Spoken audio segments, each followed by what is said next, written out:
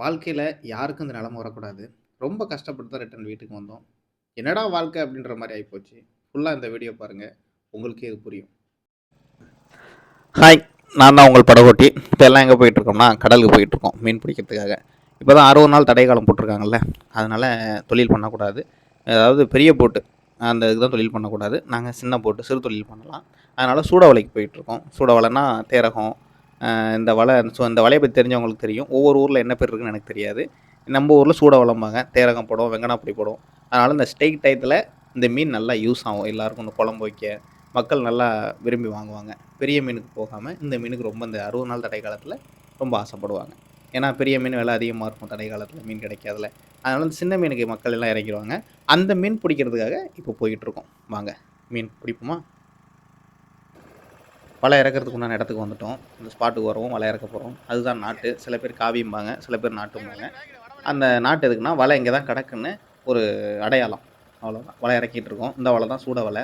ஸ்பீடாக ரன்னிங்கில் இறக்கணும். சில பேர் அடையோட்ட இறக்குவாங்க, சில பேர் மீன் மாப்பு பார்த்து இறக்குவாங்க. இங்கே நாங்கள் இருக்கிற இடத்துல மீன் மாப்பு பார்க்குறதுலாம் கஷ்டம்தான். கொஞ்சம் கொஞ்சமாக தான் அந்த மீன் வரும். அதனால் எங்கே கலக்கு அதிகமாக இருக்கும் அந்த இடத்த பார்த்து இறக்கணும்னா மீன் கிடக்கும். சின்ன சின்ன மீன் தானே, அதனால் இப்போ இறக்கிட்டு இருக்கோம். இந்த வலை இறக்கும்போது பெரிய சிரமம் என்னென்னா, இறக்கிட்டு இருக்கும்போது என்ன பண்ணும், வலை வந்து மொத்தமாக அப்படியே போய் கொழுவிடும். கொழுவிட்டா இன்ன வரைக்கும் இறக்கிட்டு வந்ததுக்கே பிரயோஜனம் இல்லாமல் போயிடும். பார்த்தீங்கன்னா தெரியும், அங்கே பாருங்களேன் வலையை. அங்கே பாருங்கள், நல்லா பாருங்கள், நல்லா தெரியும். வலை ரொம்ப கொழுவி போய் ரொம்ப கஷ்டப்பட்டாங்க பாருங்கள். ரொம்ப பின்னிடுச்சு பாருங்கள். என்னால் எடுக்க முடியல. இன்ஜினில் இருக்கும்போது என்னால் மொத்தமாக எடுக்க முடியல. ரொம்ப கொழுவி போய் மறுபடியும் பிடிச்சி இழுத்து போட்டை திருப்பி அந்த வலையை மறுபடியும் தெருவெடுத்து மறுபடியும் இறக்கணும். இதுதான் கடலில் பெரிய சிரமமே.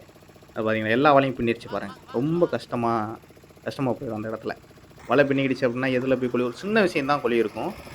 அந்த சின்ன விஷயத்துக்கு மொத்த வலையும் போயிடும். இன்ன வரைக்கும் இறக்கிட்டு இருந்தே சிரமம் போயிடும். அப்புறம் மறுபடியும் தேர்வு எடுத்து இப்போ இறக்கிட்டு இருக்கும். ஒரு வழியாக எல்லா வலையும் இறக்கியாச்சு. பார்த்தாலே தெரியும் போட்டில் வலை இருக்காது. இப்போ என்ன பண்ணுவாங்க, 2 கடைசி நாட்டையும் கல்லையும் இறக்கி போடுவாங்க. கல் வந்து வலை அங்கிட்டு நகராமல் இருக்கிறதுக்கு, காவி வந்து நம்ம இங்கே தான் வலை போட்டிருக்கோம் அப்படிங்கிறதுக்காக அடையாளம். அவ்வளோதான். இப்போ வலை இறக்க முடிச்சுட்டு என்ன பண்ணுவோம்னா, ஃபஸ்ட்டு வலை இறக்க ஆரம்பிச்சு பார்த்தீங்களா, அந்த இடத்துக்கு போவோம். நம்ம வலை இறக்குன பாதையிலே போவோம். அந்த பச்சை கலரில் தெரியுது பார்த்தீங்களா போயா, அதுதான் நம்ம வலை இறக்குன பாதை. நம்ம வலை அதுதான். அந்த இடத்துல போயிட்டு நங்குரம் போட்டு ஒரு 1/2 அன் ஹவர் வெயிட் பண்ணுவோம் அந்த மீனுக்காக. எல்லோரும் சன்செட் பார்க்க கன்னியாகுமரி போவீங்க. பட் இந்த வியூ பாருங்கள் எப்படி இருக்குன்னு. எங்கள் ஏரியாவில் உள்ள வியூ பாருங்கள். இப்போ டைம் வந்து கரெக்டாக 6:00. எப்படி இருக்குது பாருங்கள் அந்த வியூ. அந்த சூரியனும் அந்த கடல் அலையும் சூப்பராக இருக்கும். யாருக்கெல்லாம் அதை பிடிச்சிருக்கு சொல்லுங்கள். இப்போது டைம் ஆயிடுச்சு, 6:30 ஆயிடுச்சு. பையன் நங்கூரத்தை ஏற்றிட்டான். நங்கூரத்தை ஏற்றிட்டு ஃபஸ்ட்டு போட்டோம் பார்த்தீங்களா நாட்டு காவி அடையாளத்துக்காக, அதுதான் இப்போ ஏற்ற போகிறோம். அதை பிடிச்சிட்டு என்ன மீன் இருக்குன்னு, என்ன மீன் வருதுன்னு பார்ப்போம் வாங்க. வலையெல்லாம் பிடிச்சிட்டு இருக்கோம். இப்போ என்ன கஷ்டமான விஷயம்னா, வலையில் ஒரு மீன் கூட வரல. வெறும் கரும்பு தான். பார்த்தீங்கனாலே தெரியும். நல்லா பார்த்துக்கிட்டே வாங்க. வலையில் ஒன்றுமே வரல. ரொம்ப சிரமமாக போச்சு. என்னடா இவ்வளோ செலவு பண்ணிட்டு வந்து அவ்வளோ தூரம் வந்து ஒரு மீன் இல்லாமல் திரும்பி வர்றோமே அப்படின்னு ரொம்ப கஷ்டமாக போச்சு. இதுதான் மீனோட வாழ்க்கைன்னா இதுதான். மீனோட வாழ்க்கை ஒரு நாள் வரும், இல்லைன்னா சுத்தர வராது. நம்ம ஒரு 5000 6000 செலவு பண்ணிட்டு போவோம். இப்போ இதுக்கு வந்து நான் ரொம்ப செலவுலாம் பண்ணல. ஒரு 500 தான் செலவு பண்ணிட்டு வந்தேன். ரொம்பலாம் செலவு பண்ணல. பட் இருந்தாலும் அந்த 500க்காவது மீன் வரணும்ல. அந்த மீன் எதுவுமே வரல. வெறும் வலையை தான் ஏற்றிட்டு வந்தோம். ரொம்ப சிரமமாக போச்சு. ரொம்ப கஷ்டப்பட்டு தான் இன்ஜினை பிடிச்சிட்டு, என்னடா அது பொழப்பு அப்படின்ற மாதிரி, இனிமேல் இதுக்கு வரவே கூடாதா அப்படிங்கிற ஒரு எண்ணம் ஆகிப்போச்சு. ரொம்ப சிரமமாக போச்சு. எனக்கு மட்டும் அப்படி நடக்காது. கடலுக்கு போகிற எல்லா மீனவர்களுக்கும் இப்படி நடக்கும். ஒரு நாள் வரும், ஒரு நாள் சுத்தர வராது. சில பேர்லாம் 5000 10,000த்துக்கு செலவு கொண்டு போவாங்க. சுத்தர லாஸ் ஆகி வருவாங்க. இதுதான் கடல் தொழிலை பொறுத்தளவு. எல்லாரும் கடல் தொழில் நினச்சிட்டு இருக்காங்க. கடலில் போட்டு வச்சுருக்கவங்களாம் பணக்காரன், கோடீஸ்வரன். இந்த நிலைமையை பார்த்தாலே தெரியும். நாங்கள் கோடீஸ்வரனா பிச்சைக்காரனான்னு பாருங்கள். இதான் லைஃப். இதான் ஒரு மீனவனோட வாழ்க்கை. வெறுமனை தான் ஏற்றிட்டு போகிறோம். ஒன்றுமே இல்லை. ரொம்ப கஷ்டமாக போச்சு. பார்த்தீங்கன்னா தெரியும், வெறும் கரும்பு தான் வருது. இப்போ போய் எனக்கு ஏகப்பட்ட வேலை இருக்குது. அதாவது வரவு எட்டனா செலவு பத்தனாம்பாங்கல்ல, அது மாதிரி தான். வரவு இல்லை, ஆனால் செலவு தான் இப்போ அதிகம். ஏன்னா ஆட்களுக்கு சம்பளம் கொடுக்கணும்.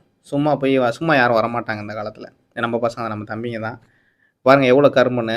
அதை எடுக்கிறதுக்கே 2 3 நாள் ஆயிரும். ரொம்ப சிரமமாக போயிடும். பார்த்தீங்கன்னா ரொம்ப கஷ்டப்பட்டு தான், வெறுப்பாய் தான் நானே, என்னடா அது தொழில் அப்படின்ற மாதிரி ஆகிப்போச்சு. யாருக்கெல்லாம் அப்படி நடந்திருக்கு?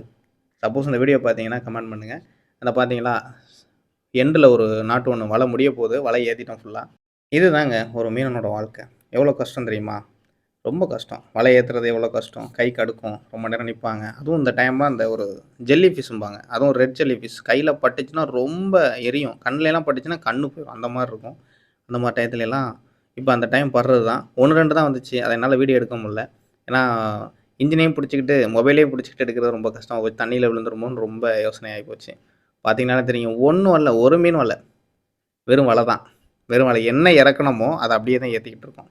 இவ்வளோதாங்க மீனவனோட வாழ்க்கை. எவ்வளோ கஷ்டம் தெரியுமா? இப்படி ஏத்திட்டு, ஒண்ணு அவ்வளோ தூரம் ஒரு செலவு பண்ணி அங்கேருந்து கடலுக்கு வந்து, ஒண்ணுமே இல்லாம போறது எவ்வளோ கஷ்டம். இது மட்டும் இல்லாம, நம்மள எதிர்பார்த்துக்கிட்டு, நம்ம ஏதாவது கொண்டு வருவாங்க அப்படின்னு நம்ம குடும்பம் எதிர்பார்த்துக்கிட்டு இருக்கும். ஆனா, ஒண்ணுமே இல்லாம போகும்போது அங்க ஒரு பெரிய ஏமாற்றத்த குடுக்கும். ஏன்னா, ஏகப்பட்ட கடன். இத வச்சு தான் ஏதாவது அடைக்கணும். அப்படி இருக்கும்போது ஒண்ணுமே இல்லாம வரும்போது என்ன ஆகும்? அங்க ஒண்ணுமே பண்ண முடியாது. எங்க வாழ்க்கை இதுதான். எங்க சூழ்நிலையே இதுதான். இங்க நெறைய பேரு நீங்க எல்லாருமே சொல்றது என்ன அப்படின்னா, இங்க பணக்காரனே நீங்க தான். போட் வச்சிருக்கவங்க தான். கடலுக்கு போறவங்க தான். இத பார்த்து இந்த வீடியோவ பார்த்துட்டு சொல்லுங்க. நாங்க பணக்காரனா? இல்ல பிச்சைக்காரனான்னு. இத பார்த்து முடிவு பண்ணுங்க. மனசு ரொம்ப நொந்து போய் தான் ரிட்டர்ன் வீட்டுக்கு போறோம். எவ்வளோ கனவோட வருவோம். மீன் படணும். ஒரு ரூ. 1000 வரணும். அப்படின்ற ஒரு நிலைமைக்கு கிளம்பி வந்தோம். கடைசியில பார்த்தா இப்படி ஒரு நிலைமை ஆயிப்போச்சு. எல்லாத்தையும் ஏத்தி முடிச்சுட்டோம். ஏத்தி முடிச்சுட்டு பார்த்தீங்கன்னாலே தெரியும். எங்க வலையெல்லாம். இவ்வளோதான்.